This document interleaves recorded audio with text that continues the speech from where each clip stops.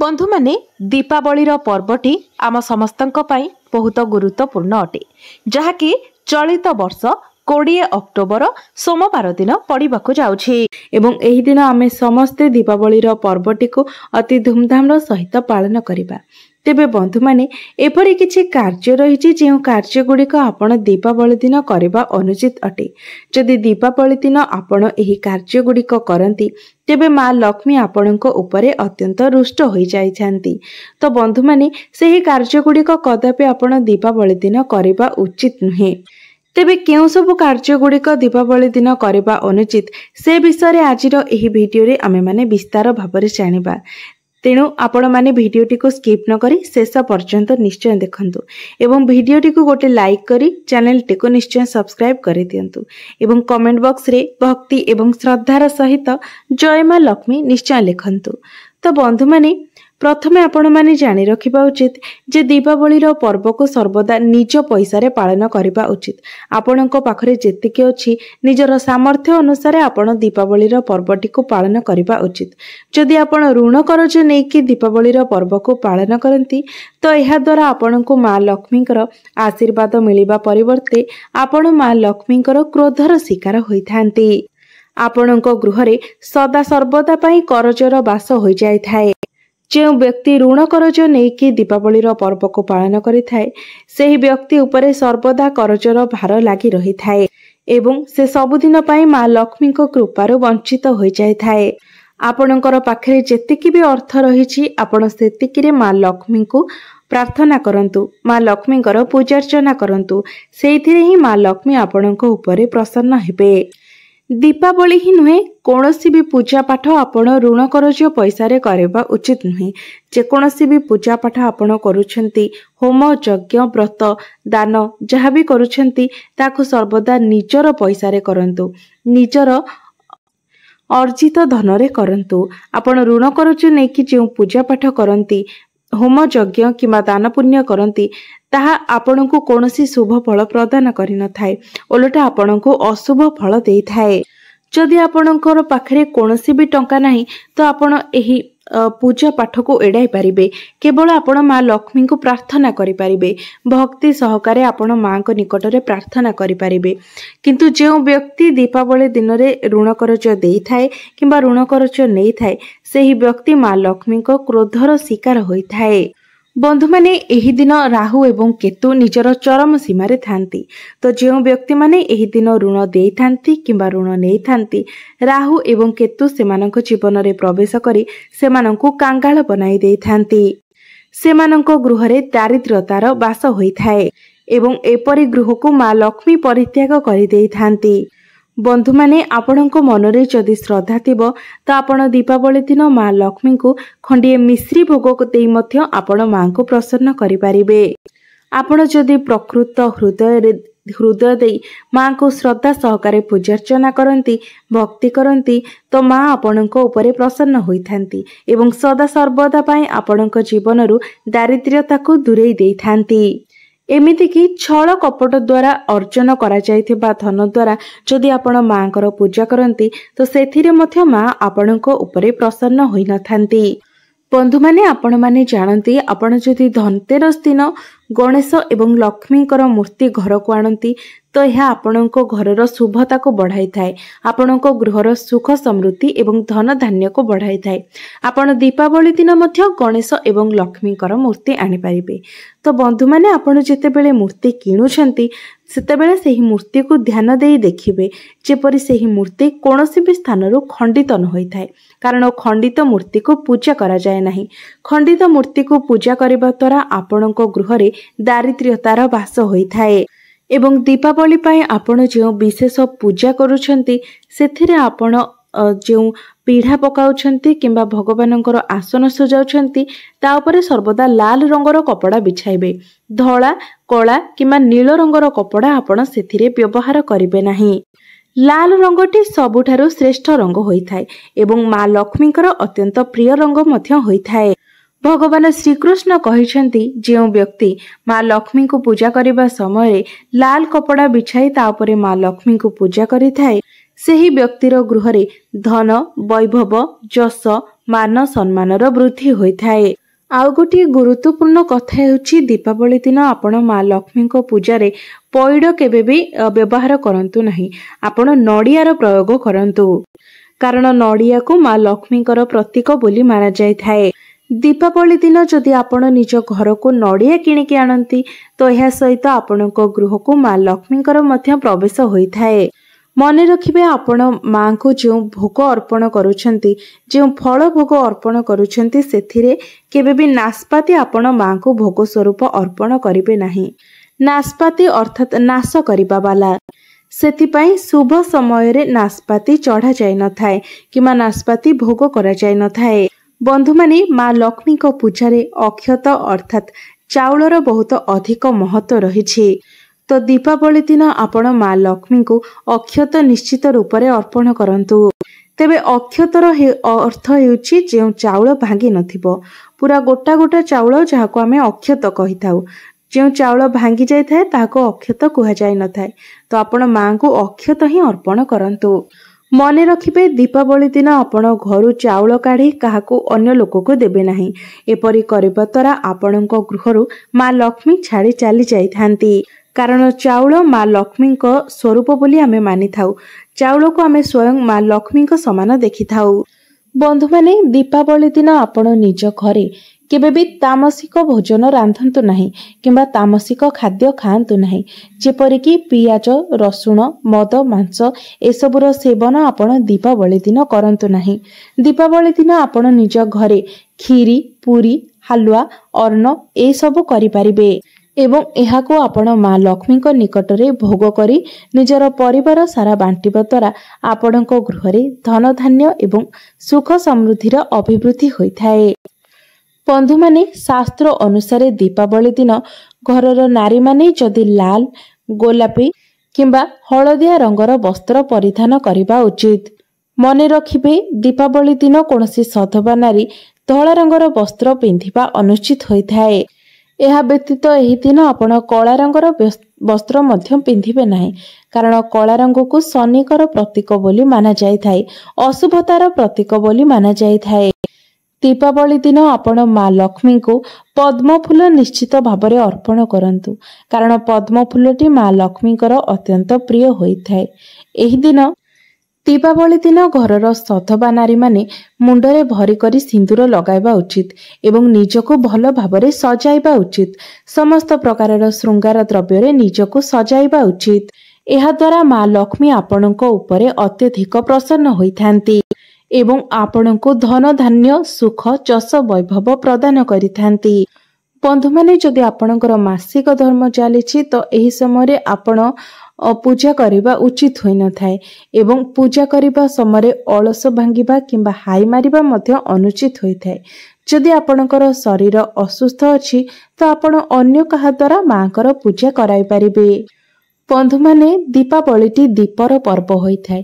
ତ ଏହି ଦିନ ନିଶ୍ଚିତ ଭାବରେ ଆପଣମାନେ ଦୀପ ଜାଳିବା ଉଚିତ ଏବଂ ଏହି ଦିନ ଆପଣ କେବେ ବି କଳା ରଙ୍ଗର କିମ୍ବା ନୀଳ ରଙ୍ଗର ବସ୍ତ୍ର ପରିଧାନ କରନ୍ତୁ ନାହିଁ, କାରଣ ନୀଳ ରଙ୍ଗଟି ଲକ୍ଷ୍ମୀଙ୍କର ଭଉଣୀ ଅଲକ୍ଷ୍ମୀ ପରିଧାନ କରିଥାନ୍ତି ଏବଂ ଏହି ଦିନ ଯଦି ଆପଣ ଏହି ସବୁ ରଙ୍ଗର ବସ୍ତ୍ର ପିନ୍ଧନ୍ତି ତ ଆପଣଙ୍କ ଗୃହରେ ଅଲକ୍ଷ୍ମୀଙ୍କର ବାସ ହୋଇଯାଇଥାଏ। ବନ୍ଧୁମାନେ, ଧନତେରସ ହେଉ କିମ୍ବା ଦୀପାବଳି ପୂଜା ହେଉ, ଆପଣମାନେ ପୂଜାରେ ସ୍ୱର୍ଣ୍ଣ ମୁଦ୍ରା କିମ୍ବା ରୂପା ମୁଦ୍ରାର ବ୍ୟବହାର କରିବା ଉଚିତ। ଯଦି ଆପଣଙ୍କ ପାଖରେ ଚାନ୍ଦିର ମୁଦ୍ରା କିମ୍ବା ସୁନାର ମୁଦ୍ରା ନାହିଁ ତ ଆପଣ 1 ଟଙ୍କିଆ ମୁଦ୍ରାର ବ୍ୟବହାର ମଧ୍ୟ କରିପାରିବେ। ସର୍ବଦା ମନେ ରଖିବେ ଯେ ଆପଣ ମା ଲକ୍ଷ୍ମୀ ଠାକୁରାଣୀଙ୍କର ପୂଜା କରିବା ସମୟରେ ସେଥିରେ କୌଣସି ନା କୌଣସି ଧନର ବ୍ୟବହାର କରିବେ। ତାହା ସୁନାର ଅଳଙ୍କାର ହେଉ, ରୂପାର ଅଳଙ୍କାର ହେଉ କିମ୍ବା ଟଙ୍କା ପଇସା ହେଉ, ଆପଣ ନିଶ୍ଚିତ ଭାବରେ ମା ଲକ୍ଷ୍ମୀଙ୍କ ପୂଜାରେ ଧନର ବ୍ୟବହାର କରିବେ। ଆପଣ ଜାଣନ୍ତି, ପଦ୍ମ ଫୁଲ ଉପରେ ମା ଲକ୍ଷ୍ମୀ ନିବାସ କରିଥାନ୍ତି, ବିରାଜମାନ କରିଥାନ୍ତି। ତ ଆପଣ ଯଦି ଦୀପାବଳି ଦିନ ମା ଲକ୍ଷ୍ମୀଙ୍କୁ ପଦ୍ମ ଫୁଲ କିମ୍ବା ଗୋଲାପ ଫୁଲ ଅର୍ପଣ କରନ୍ତି, ଏହାଦ୍ୱାରା ମା ଲକ୍ଷ୍ମୀ ଅତ୍ୟନ୍ତ ପ୍ରସନ୍ନ ହୋଇଥାନ୍ତି। ଦୀପାବଳି ଦିନ ଗଣେଶଙ୍କର ମଧ୍ୟ ପୂଜା କରାଯାଇଥାଏ। ତ ଗଣେଶଙ୍କୁ ଆପଣ ଦୁବ ନିଶ୍ଚିତ ରୂପରେ ଅର୍ପଣ କରନ୍ତୁ, କାରଣ ଦୁବଟି ପ୍ରଭୁ ଗଣେଶଙ୍କର ଅତି ପ୍ରିୟ ହୋଇଥାଏ। आपण जदि दीपावली दिन श्री गणेशଙ୍କୁ दुब अर्पण करती तो आपणकर भाग्य चमकी जाए। भगवान श्री गणेश आपणक उपरे अत्यंत प्रसन्न होइथांती। मने रखिबे झाउली जाइथिबा फूल आपण केबे भी मां को अर्पण करिवे नाही। एहाकु शुभ माना जाय नथाए एवं जो फूल आपण भगवान को अर्पण करूछंती से फूल को आपण केबे भी सुंघिबे नाही। आपण जो फूल सुंघुचंती जदि सेही फूल आपण ठाकुर को अर्पण करती तो आपण नरक को गति करिथांती, कारण एपरी फूल अईठा समान होइथाए। बंधु माने दीपावली दिन आपण 5 प्रकारर फल एवं 5 प्रकारर मिठा निश्चित रूप से मां को अर्पण करंतु। जदि आपण मां को एही दिन 5 प्रकारर फल एवं 5 प्रकारर मिठा चढ़ाई पारु नाहंती तो केवल गोटिए खंड मिश्री मध्य आपण मां को अर्पण करि पारिबे। मां को संपूर्ण श्रद्धार सहित आपण जहाँ भी अर्पण करिबे सेथिरे मां संतुष्ट होइथांती। मात्र जदि आपणक मनरे श्रद्धा नथिबो तो आपण कोटी कोटी टंका खर्च कले मध्य सेथिरे आपण मां को प्रसन्न करि पारिबे नाही। बंधु माने दीपावली दिन आपण जो पूजा करूछंती धूप को सर्वदा बाम पाखरे रखिबे एवं दीप को डाहाण पाखरे रखिबे एवं दीपरे लाल रंगर सलिता देबे। एहाको अत्यंत शुभ माना जाय थाए। शास्त्र अनुसार दीपावली दिन केबे भी मां लक्ष्मी को धला रंगर फूल अर्पण करबा उचित होई न थाए। एहा द्वारा मां लक्ष्मी आपणको उपरे कोप करिथांती, कारण धला रंगटी बेरंग होई थाए। मां लक्ष्मी सुहागिनी अटंती एवं तांकर सुहाग अजर एवं अमर अटे। सेथिपाई मां लक्ष्मी को लाल रंगटी अत्यंत प्रिय होई थाए। मां लक्ष्मी को केबे भी धला रंगर फूल किंबा धला रंगर वस्त्र अर्पण करबा उचित नुहे। एपरी करबा द्वारा आपणको पाप लागि थाए एवं पूजार कोनोसी भी शुभ फल आपणको प्राप्ति होई न थाए। बंधु माने दीपावली दिन मां लक्ष्मी को पूजा करबा समय आपण धूपकाठीर व्यवहार करबा अनुचित होई थाए, कारण धूपकाठीर काठीटी बाउंसरू तैयारी होई थाए एवं बाउंसरे साक्षात श्रीकृष्ण निवास करिथांती। सेथिपाई लक्ष्मी पूजारे केबे भी धूपकाठीर व्यवहार करा जाय न थाए। बंधु माने शास्त्र अनुसार आपण जेतेबेले लक्ष्मी पूजा करूछंती ता पूर्वरु आपण श्री विष्णुंकर पूजा करबा उचित। श्री विष्णु को स्मरण करबा उचित। भगवान विष्णुंकर पूजा बिना मां लक्ष्मींकर पूजा केबे भी सफल होई न थाए। बंधु माने दीपावली दिन आपण पूजा करबा समय जदि हठात आपणक घर को मूषा पसी आसे, आपण झिटिपिटी देखंती किंबा पेचा देखंती तो यह आपणक गृह को स्वयं मां लक्ष्मींकर आगमनर सूचना देई थाए। मां लक्ष्मी आपणकर भक्ति रे अत्यंत प्रसन्न होइतिबार संकेत देई थांती, कारण पेचा मां लक्ष्मींकर वाहन होई थाए एवं मूषा श्री गणेशंकर वाहन होई थाए एवं झिटिपिटी मां लक्ष्मींकर प्रतीक होई थाए। एहा व्यतीत दीपावली दिन जदि आपणक घर को बिलेई आसे तेबे एहा मध्य अत्यंत शुभ होई थाए। एहाको साक्षात मां लक्ष्मींकर आगमन बोली माना जाय थाए। बंधु माने जदि आपण माने देखंती दीपावली दिन कला पिंपुड़ी माने धाड़ी बांधी आपणक घर भीतर को आसुछंती किंबा आपणक घरर कोनोसी स्थान रे गोल गोल घेरा करिकि बुलुछंती तो यह साक्षात मां लक्ष्मींकर आशीर्वाद होई थाए। बंधु माने दीपावली दिन गोमातांकर पूजा करिबार मध्य बहुत अधिक महत्व रहिछि, कारण गोमातांक शरीर रे 33 कोटी देवादेवींकर वास होई थाए। दीपावली दिन समस्त दैवी शक्ति गुड़िक सक्रिय अवस्था रे रही थांती। सेथिपाई आपण माने दीपावली दिन गोमातांकर चरण निश्चित भावरे स्पर्श करंतु। यह अत्यंत शुभकारी एवं मंगलकारी माना जाय थाए। बंधु माने एबे आसंतु जानिबा एक उपाय विषय, जे उपायटी को जदि आपण दीपावली दिन करिनियंती तेबे आपणक जीवन रे केबे भी आर्थिक समस्या आसी न थाए। बंधु माने आमे एठारे चाउल अर्थात अक्षतर उपयोग करिबा। अक्षत को अत्यंत शुभ बोली माना जाय थाए, कारण चाउल स्वयं मां लक्ष्मींकर प्रतीक होई थाए। तो एही उपायटी करिबा पई आपणको 11टी अक्षत नेबार अछि एवं गोटे रूपा मुद्रा आपण को नेबार अछि। तापरे एही 11टी अक्षत को आपण लाल रंगर कुंकुम किंबा सिंदूर रे आपण सेही 11टी चाउल को भल भाबरे मिसाई नियंतु। तापरे सेही लाल कपड़ाटी रे आपण सेही चाउल एवं रूपा कॉइन को रखिके बांधी दियंतु एवं हाथ रे धरी मां लक्ष्मींकर मंत्रर जप करंतु। मंत्रटी मन रखंतु। ओम श्रीं ह्रीं श्रीं ओम श्रीं ह्रीं श्रीं कमले कमलालये प्रसिद्ध प्रसिद्ध श्रीं ह्रीं श्रीं ओम महालक्ष्मी नमः। ଏହି ମନ୍ତ୍ରକୁ ଆପଣ ଏକ ଥର ଉଚ୍ଚାରଣ କରନ୍ତୁ। ତାପରେ ଆପଣ ମା ଲକ୍ଷ୍ମୀଙ୍କ ପାଦ ତଳେ ସେହି ପୁଡ଼ିଆଟିକୁ ରଖିଦିଅନ୍ତୁ। ତା ପରଦିନ ଆପଣ ସେହି ପୁଟୁଳିଟିକୁ ନେଇ ନିଜର ଧନ ରଖୁଥିବା ସ୍ଥାନରେ ରଖିଦିଅନ୍ତୁ। ଏହି ଉପାୟଟି ଆପଣଙ୍କ ଜୀବନକୁ ଧନ ଆକର୍ଷଣ କରିବାର କାର୍ଯ୍ୟ କରିବ। ଆପଣଙ୍କ ଜୀବନରୁ ଦାରିଦ୍ର୍ୟ ସବୁଦିନ ପାଇଁ ସମାପ୍ତ କରିଦେବ। ଦୀପାବଳି ଦିନ ଏହି ପୁଟୁଳିର ପୂଜା କରିବା ପରେ ଆପଣଙ୍କୁ ସାକ୍ଷାତ ମା ଲକ୍ଷ୍ମୀଙ୍କର ଆଶୀର୍ବାଦ ପ୍ରାପ୍ତ ହେବ ଏବଂ ଏହି ପୁଟୁଳିଟିକୁ ଆପଣ ଯେଉଁଠାରେ ବି ରଖିବେ ସେଇଟାକୁ ସର୍ବଦା ଧନ ଆସିବାକୁ ଲାଗିବ। ତାହା ଆପଣଙ୍କର ଘର ହେଉ, ଆପଣଙ୍କର ପର୍ସ ହେଉ କିମ୍ବା ଆପଣଙ୍କର କାର୍ଯ୍ୟସ୍ଥଳ ହେଉ, ଆପଣଙ୍କର ଦୋକାନରେ ଯେଉଁଠାରେ ଆପଣ ପଇସା ରଖୁଛନ୍ତି, ଯଦି ସେଠାରେ ବି ଆପଣ ଏହି ପୁଟୁଳିକୁ ରଖନ୍ତି ତେବେ ବ୍ୟବସାୟରେ ଆପଣଙ୍କର ଉନ୍ନତି ହୋଇଥାଏ, ଆପଣଙ୍କର ଗ୍ରାହକ ସଂଖ୍ୟା ବଢ଼ିଥାଏ ଏବଂ ବ୍ୟାପାର ବାଣିଜ୍ୟରେ ଲାଭ ମଧ୍ୟ ପ୍ରାପ୍ତ ହୋଇଥାଏ। ତ ବନ୍ଧୁମାନେ, ଅକ୍ଷତ ହେଉ, ସିନ୍ଦୁର ହେଉ କିମ୍ବା ରୂପା କଏନ୍ ହେଉ, ଏହା ଆପଣଙ୍କୁ ସବୁ ଜାଗାରେ ଅତି ସହଜରେ ମିଳିଯିବ। ତ ନିଶ୍ଚିତ ଭାବରେ ଆପଣ ଦୀପାବଳିର ଏହି ପବିତ୍ର ଦିନରେ ରାତି ସମୟରେ ଯେତେବେଳେ ଆପଣ ମା ଲକ୍ଷ୍ମୀଙ୍କର ପୂଜା କରୁଛନ୍ତି ସେତେବେଳେ ଏହି ଉପାୟଟିକୁ ଆପଣ ନିଶ୍ଚିତ ଭାବରେ ପାଳନ କରନ୍ତୁ। ଦେଖିବେ ଆପଣଙ୍କ ଜୀବନରେ ଧୀରେ ଧୀରେ ଉନ୍ନତି ହେବାକୁ ଲାଗିବ, ଆପଣଙ୍କର ଆର୍ଥିକ ସ୍ଥିତି ସୁଦୃଢ଼ ହେବାକୁ ଲାଗିବ। ବନ୍ଧୁମାନେ, ଦୀପାବଳି ଦିନ ଆପଣ ଭୁଲେ ବି କାହାକୁ ଅନାଦର କରନ୍ତୁ ନାହିଁ, କାରଣ ଆପଣ ଜାଣିନାହାନ୍ତି ଯେ କେଉଁ ରୂପରେ ମା ଲକ୍ଷ୍ମୀ ଆପଣଙ୍କ ଗୃହକୁ ଆଗମନ କରିବେ ଏବଂ ଆପଣଙ୍କର ଏହି ଛୋଟିଆ ଭୁଲ ପାଇଁ ମା ଲକ୍ଷ୍ମୀ ସବୁଦିନ ପାଇଁ ଆପଣଙ୍କ ଘରକୁ ତ୍ୟାଗ ମଧ୍ୟ କରିଦେଇ ପାରନ୍ତି। ତ ବିଶେଷ ରୂପରେ ଆପଣ ଦୀପାବଳି ଦିନ ଏହି କଥାର ଧ୍ୟାନ ରଖିବେ।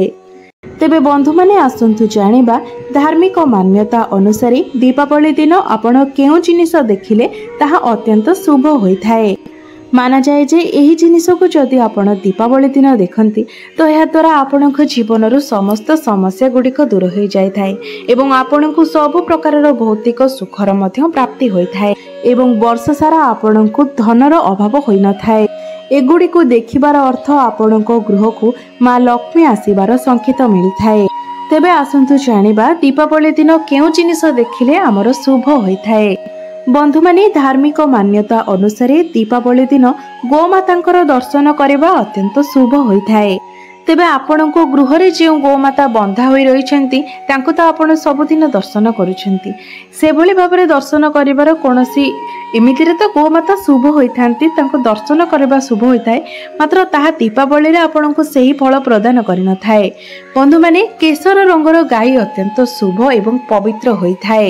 ତ ଦୀପାବଳି ଦିନ ଯଦି ଆପଣଙ୍କର ଦ୍ୱାର ନିକଟକୁ କୌଣସି ଅଲଗା ଗୋମାତା ଆସୁଛନ୍ତି କିମ୍ବା ବିଶେଷ କରି କେଶର ରଙ୍ଗର ଗୋମାତା ଆସୁଛନ୍ତି କିମ୍ବା ଆପଣ ବାହାରକୁ କେଉଁଆଡ଼େ ଗଲାବେଳେ ମଧ୍ୟ ଯଦି କେଶର ରଙ୍ଗର ଗାଈକୁ ଦେଖୁଛନ୍ତି ତେବେ ଏହା ଅତ୍ୟନ୍ତ ଶୁଭ ହୋଇଥାଏ। ଏହାର ଅର୍ଥ ଆପଣଙ୍କ ଘରକୁ ବହୁତ ସାରା ଖୁସି ଆସିବାକୁ ଯାଉଛି। ଦ୍ୱିତୀୟରେ, ଆପଣ ଯଦି ପବିତ୍ର ଦୀପାବଳି ଦିନ ଝିଟିପିଟି ଦେଖନ୍ତି ତେବେ ଏହା ଅତ୍ୟନ୍ତ ଶୁଭ ହୋଇଥାଏ। ବନ୍ଧୁମାନେ, ଏମିତିରେ ତ ସାଧାରଣ ଭାବରେ ପ୍ରତ୍ୟେକ ଦିନ ଆମେ ଆମର ଘରେ ଝିଟିପିଟି ଦେଖିଥାଉ, ମାତ୍ର ବିଶେଷ କରି ଯଦି ଦୀପାବଳି ଦିନ ସନ୍ଧ୍ୟା ସମୟରେ କିମ୍ବା ରାତ୍ରି ସମୟରେ ଆପଣ ନିଜ ଘରେ ଝିଟିପିଟି ଦେଖନ୍ତି ତେବେ ଏହା ଆପଣଙ୍କୁ ଅଧିକ ଶୁଭ ଫଳ ଦେଇଥାଏ। ମାତ୍ର ଏହା ମଧ୍ୟ ଜାଣିବା ଜରୁରୀ ଅଟେ କେଉଁ ଦିଗରେ ଆପଣ ଝିଟିପିଟି ଦେଖିଲେ ଏହା ଆପଣଙ୍କୁ ଶୁଭ ଫଳ ପ୍ରଦାନ କରିଥାଏ। ତେବେ ଉତ୍ତର ଦିଗରେ ଯଦି ଆପଣ ଝିଟିପିଟିକୁ ଯାଉଥିବାର ଦେଖନ୍ତି ତେବେ ଏହା ମା ଲକ୍ଷ୍ମୀ ଆପଣଙ୍କ ଉପରେ ଅତ୍ୟନ୍ତ ପ୍ରସନ୍ନ ଥିବାର ସୂଚନା ଦେଇଥାଏ ଏବଂ ଏହା ମା ଲକ୍ଷ୍ମୀଙ୍କର ଆପଣଙ୍କ ଗୃହକୁ ଆଗମନର ସୂଚନା ଦେଇଥାଏ। ତୃତୀୟରେ, ଯଦି ଦୀପାବଳି ଦିନ ରାତିରେ ଆପଣ ଚୁଚୁନ୍ଦ୍ରା ଦେଖନ୍ତି ତ ଏହା ଆପଣଙ୍କୁ ଶୁଭ ସଂକେତ ଦେଇଥାଏ, କାରଣ ଚୁଚୁନ୍ଦ୍ରାକୁ ଭଗବାନ ଶ୍ରୀ ବିଷ୍ଣୁଙ୍କର ସ୍ୱରୂପ ବୋଲି ମାନାଯାଏ। ଏମିତିରେ ସବୁ ବ୍ୟକ୍ତିଙ୍କୁ ଦୀପାବଳି ଦିନ ଚୁଚୁନ୍ଦ୍ରା ଦେଖା ଦେଇନଥାଏ, କେବଳ ସୌଭାଗ୍ୟଶାଳୀ ବ୍ୟକ୍ତିମାନେ ହିଁ ଦୀପାବଳି ଦିନ ଚୁଚୁନ୍ଦ୍ରା ଦେଖିବାର ସୌଭାଗ୍ୟ ପାଇଥାନ୍ତି। ତ ଆପଣ ଯଦି ଦୀପାବଳି ଦିନ ରାତିରେ ଚୁଚୁନ୍ଦ୍ରା ଦେଖନ୍ତି ତ ଆପଣ ନିଜକୁ ସୌଭାଗ୍ୟଶାଳୀ ମନେ କରିବା ଉଚିତ। ତ ଦୀପାବଳି ଦିନ ଯଦି ଆପଣ ଚୁଚୁନ୍ଦ୍ରା ଦେଖିନିଅନ୍ତି ତ ଏହାଦ୍ୱାରା ଆପଣଙ୍କୁ ବହୁତ ସାରା ଧନ ଧାନ୍ୟର ପ୍ରାପ୍ତି ହୋଇଥାଏ। ଆପଣଙ୍କ ଗୃହରେ ଧନ ଧାନ୍ୟ, ସୁଖ, ସମୃଦ୍ଧି, ମାନ ସମ୍ମାନର ବୃଦ୍ଧି ହୋଇଥାଏ। ତ ଦୀପାବଳି ଦିନ ଆପଣ ଚୁଚୁନ୍ଦ୍ରା ଦେଖିଲେ ଏହାକୁ କେବେ ବି ତଡ଼ିବେ ନାହିଁ କିମ୍ବା ଏହାକୁ ଆଘାତ ମଧ୍ୟ କରିବେ ନାହିଁ।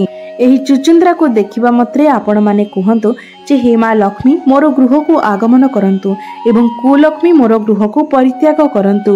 कारण चुचुंद्रा को भगवान विष्णुकर स्वरूप बोली माना जाए एवं जोठारे भगवान श्री विष्णु थांती तांको सहित माँ लक्ष्मी मध्य थांती एवं तांको सहित कुलक्ष्मी मध्य रही थांती। तो सही समय आपण माने प्रार्थना करंतु, हे प्रभु नारायण आमे आपनकु चुचुंद्रा रूप में देखिलु, माँ लक्ष्मी आमर गृह को प्रवेश करंतु एवं कुलक्ष्मी एठारु परित्याग करंतु।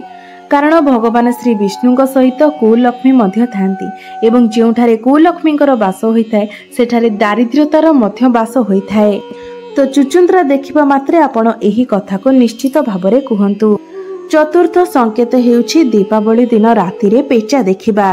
दीपावली दिन राति रे पेचा देखिबा अत्यंत शुभ माना जाए, कारण आपण माने समस्ते भल भाबरे जानती पेचा माँ लक्ष्मीकर वाहन अटे। तो एही दिन पेचा देखिबार अर्थ आपणको घर को माँ लक्ष्मीकर आगमन होई सारिछि एवं निकट भविष्यत रे आपणको बहुत सारा धन धान्यर प्राप्ति हेबाको जाउछि। एही दिन पेचा बहुत कम ही देखा दी थाए, किंतु जदि आपण एही दिन पेचा देखुछंती तो आपण अत्यंत भाग्यशाली अटंती। एही दिन जदि आपणको पेचा देखा दिए तो आपणको भाग्य रे बहुत बड़ परिवर्तन हेबाको जाउछि। आपणकर समस्त समस्या को माँ लक्ष्मी समाप्त करि देई थांती। पंचम संकेत हेउछि बिलेई। दीपावली दिन राति रे घर को बिलेई आसीबा बहुत शुभ संकेत देई थाए। माना जाए जे जदि दीपावली दिन बिलेई आपणको घर को आसी क्षीर पी दे तो आपणको माँ लक्ष्मीकर विशेष कृपा प्राप्ति होइथाए। तो एही दिन जदि आपणको घरे बिलेई पसी क्षीर पी दे तो बिलेई को आपण केबे भी अपशब्द कहंतु नाही किंबा सही बिलेई को आपण आघात करंतु नाही। तेबे एहा व्यतीत अन्य कोनोसी जीवजंतु रूप रे मध्य माँ लक्ष्मी आपणको घर को आसी पारंती। तो एही दिन आपण कोनोसी भी जीवजंतु को आघात करिबा किंबा अपशब्द कहबा उचित होई न थाए, कारण माँ लक्ष्मी एमिति किछि रूप नै थांती जेउथिरे से आपणको परीक्षा करि परिबे, आपणकर मानविकता को परीक्षा करि परिबे। केवल जीवजंतु ही नुहे, जदि कोनोसी व्यक्ति मध्य एही दिन आपणको घर को आसुछंती आपणकर चिन्हा हुंतु किंबा अचिन्हा हुंतु कोनोसी भी रूप रे आसी पारंती, तो तांको मध्य आपण केबे भी अनादर करंतु नाही। तो बंधु माने दीपावली दिन आपण एही सब कथा गुडी को केबे भी अणदेखा करंतु नाही एवं दीपावली दिन राति रे जदि आपणको एही सब संकेत मिलुछि तो आपण माने बुझी जांतु जे आपणको घरे माँ लक्ष्मीकर वास होई सारिछि।